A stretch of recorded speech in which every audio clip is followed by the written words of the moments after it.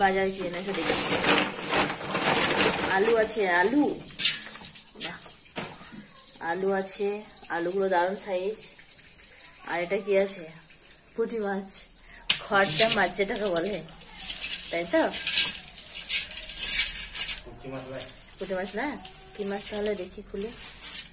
ময়া নাকি? হ্যাঁ, কি মাছ এটা? ময়া মাছ, পাবদা মাছ। পাবদা মাছের টক বানাবো আজকে আমরা দিয়ে। অনেকদিন আমরা দিয়ে টক খাওয়াইনি। মাছটা কিন্তু খুব পরিষ্কার, ঝরঝরে একদম, হেবি সুন্দর মাছটা, ঝরঝরে পরিষ্কার। আর টক খাওয়া হয়নি অনেকদিন, টক খাওয়াই হয় না। আমরা দিয়ে পুঁটি মাছ, ওই পাবদা মাছের টক। পুঁটি মাছ এক আধটা আছে, বেশি নাই, দুই একটা আছে। খরচা টাইপের বটে, ছোট মাছ। ভালো মাছটা, খুব সুন্দর, খুব পরিষ্কার, ঝরঝরে, কিছু নোংরা নেই। অন্য মাছগুলো তো নোংরা থাকে, এই মাছগুলো তো একদমই নোংরা। দাঁড়াও তুমি, এই 4টে আমরা দিয়ে টক বানাবো, খরচা মাছের টক আজকে। আমরা গুলো অনেক দিনে, কিন্তু পাকেনি এখনো, কি সুন্দর টাটকা হয়েছে দেখো, সবুজ, মনে হচ্ছে এক্ষুনি গাছ থেকে কিনে তো না, গাছ থেকে পেরে আনলাম। কিন্তু গাছের পাড়া নয় এখানকার, বাজার থেকে কিনে আনা। কিন্তু অনেক গাছ আছে এখানে, গাছ থেকেও পাই আমরা, শুধু বাজার থেকেই যে আনা দানা। তো এই আমরা দিয়ে আজকে খরচা মাছের টক রেসিপি। মাছগুলো ধুয়ে নিয়েছি ভালোভাবে পরিষ্কার করে, এবার লবণ হলুদ মাখিয়ে নিচ্ছি মাছগুলোর মধ্যে। আর এদিকে কড়াইয়ে তেল বসিয়ে দিয়েছি, তেলটাও গরম হয়ে গেছে। আর গরম তেলের মধ্যে আমি মাছগুলো দিয়ে দিলাম, খরচা মাছ। আর খুব পরিষ্কার মাছগুলো, একদম ছোট ছোট, তো খুব সুন্দর মাছ। আর দেওয়ার পরে কিছুক্ষণ ভেজেছিলাম, ভাজার পরে লাল লাল হয়ে গেছে ভাজা। এবার আমি নামিয়ে নেবো মাছগুলো, ভাজা হয়ে গেছে। মাছগুলো সব আমি ঢেলে নিলাম থালার মধ্যে। আর তারপরে আবার কড়াই বসিয়ে দিলাম, একদম সুন্দর ভাজা হয়েছে, ভাঙেনি একটাও। মনে হয় ছোট মাছ ভাজা মনে হয় না।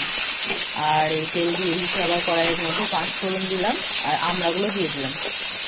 আমড়াগুলো দেখা একদম রসগোল্লার মতো, কি সুন্দর, একদম সবুজ হয়েছিল, নষ্ট হয়নি। কিন্তু এখন মনে হচ্ছে, মানে সিজন তো নেই, আমরা ভেবেছিলাম খারাপ হয়ে যাবে।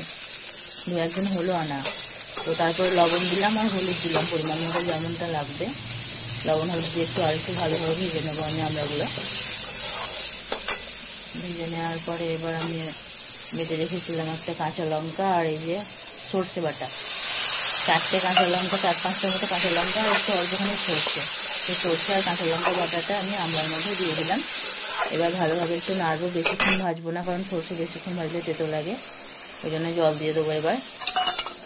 তো হালকা করে একটু ভেজে নিলাম, হালকা করে ভেজে নিয়ে আমি জল দিয়ে দিলাম। জল দিয়ে এবার আমড়াটা একটু সেদ্ধ হবে। আর ভেজে রাখা মাছগুলো আমি ওর মধ্যে সব দিয়ে দিলাম। একটু ফুটিয়ে নিতে হবে, আর আমড়াগুলো একটু সেদ্ধ করে নিতে হবে। মাছগুলো তো ভাজা আছে, অসুবিধা নেই। আমড়াগুলো একটু হয়ে গেলেই ব্যাস হয়ে গেছে আমার খরচা মাছের টক আমড়া দিয়ে রান্না।